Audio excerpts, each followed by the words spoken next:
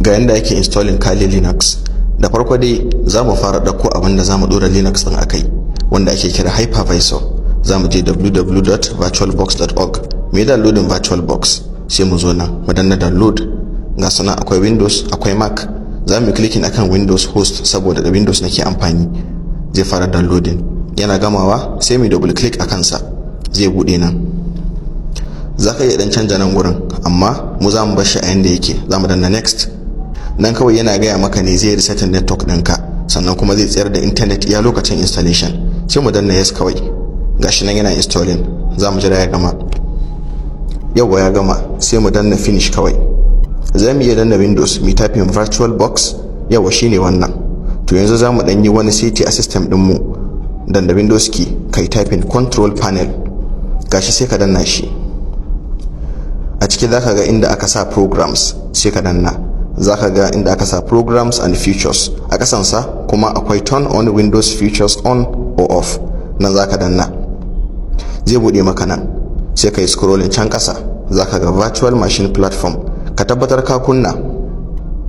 Sannan da na kasansa Windows hypervisor platform shi ma ka kunna shi. Sai ka danna OK. Sai kai restarting system ɗinka. To sai ka bude browser ka shiga www.kali.org. Anan zamu dauko Kali Linux din. Da ya bude sai mu scrolling kasa. Anan zamu ga an saka download, sai mu clicking. Nan muna ganin file din sa na ISO ne da kuma hadadde na virtual machine. Kowanne yana yi, amma sai dai na virtual machine zamu dauko saboda shi komai an gama yi maka.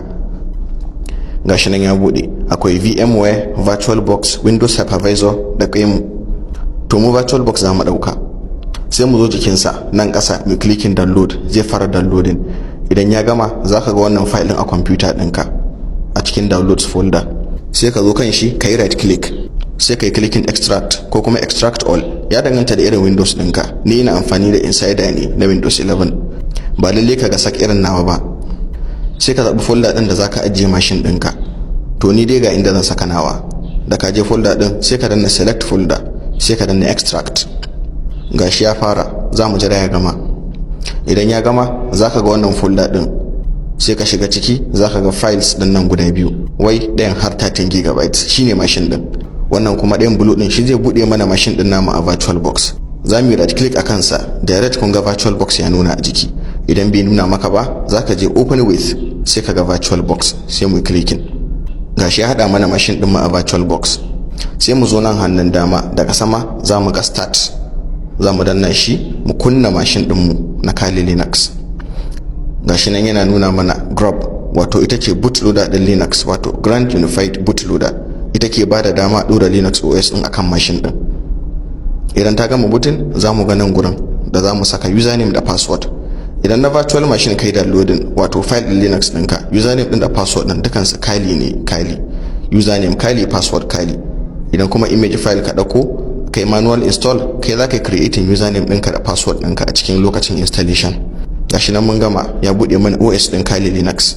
Sannan zamu iya minimizing ga settings na Kali din mu. Zamu iya gyara abubuwa kamar display, zamu iya zooming na scaling kenan, ko yawan monitors, video memory, remote display, sannan da storage. Ga kuma system, motherboard, processor, zamu iya karawa ko ragewa. Amma duk ba za mu iya canzawa ba saboda machine din mu a kunne ka sai mun je mun kashe shi. Idan za mu kashe nan za mu zo mu danna, ko kuma mu danna X din can na can sama, sai mu danna power of machine. To yanzu idan mun dawo settings na Kali muka zo system, za mu iya ƙara base memory ko ka ce RAM. Bara na bada 4 gig, ina da wajen 14 GB zan iya bayarwa. Sannan mu zo processor, ina da 8 da zan iya bayarwa, zan bada 3. Sannan zan iya zuwa network, idan ina so zan iya canja shi daga NAT ya koma bridge, wato idan mutum yana son ya SSH kenan, amma zan bar shi a NAT. Ga dai abubuwa nan da yawa da zaka iya canzawa don yayi maka seti yanda kake so ko kuma yanda kake bukata. Amma machine din mu baya full HD screen, zamu iya gyara shi ta haka. Idan muka koma website din VirtualBox, sai mu kara clicking akan download, sai mu zo inda aka rubuta VirtualBox extension pack, mu clicking all supported platforms, zai mana downloading extension. Yau gashi nan yana yi. Idan ya gama sai mu koma VirtualBox can sama, za mu ga tools, sai mu zo mu danna nan, sai mu danna extensions, sai mu danna install, sai mu zaɓi file ɗin da muka yi downloading yanzu, sai mu danna open, sai mu danna install. Yawa gashi nan yana yi. sai mu koma mashin dinmu mu danna start. Gashi nan yanzu ya bude mana a HD full screen. Idan ka danna right control da F zai bude maka full screen ko ya cire ka daga cikin full screen. Sannan idan ka zo nan sama ka danna kali din nan zai nuna maka apps, yawanci na hacking ne, ga web analysis, database, password attacks su Hydra, wireless attacks, reverse engineering, kai ga sanan da yawa, ga web application analysis nan zaka ga Suite, sannan ga information gathering su OSINT da SMB analysis. Bara mu gwada bashi din nan dai. Zan iya danna ls dan naga files da directories din mu da nake da su. Bara na hada text file da echo. Bara kawai na rubuta kuma menene.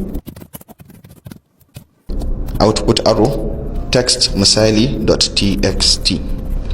Idan na ƙara danna ls yawa gashi nan ya fito. Bara na mai da shi executable ko chmod plus x txt misali.txt. Idan na ls zai canza kala yawa gashi. Bara na concatenating ɗinsa a terminal. Madalla. Za mu iya fita da exit. Sannan za mu iya right click mu danna desktop settings. Anan za mu iya canza wallpaper ɗinmu. Na fi son wannan. Sannan za mu iya ganin files ɗin mu anan. Bara mu buɗe shi sosai. Ga sunan dai. So haka ake installing Kali Linux da type 2 hypervisor wato virtual box.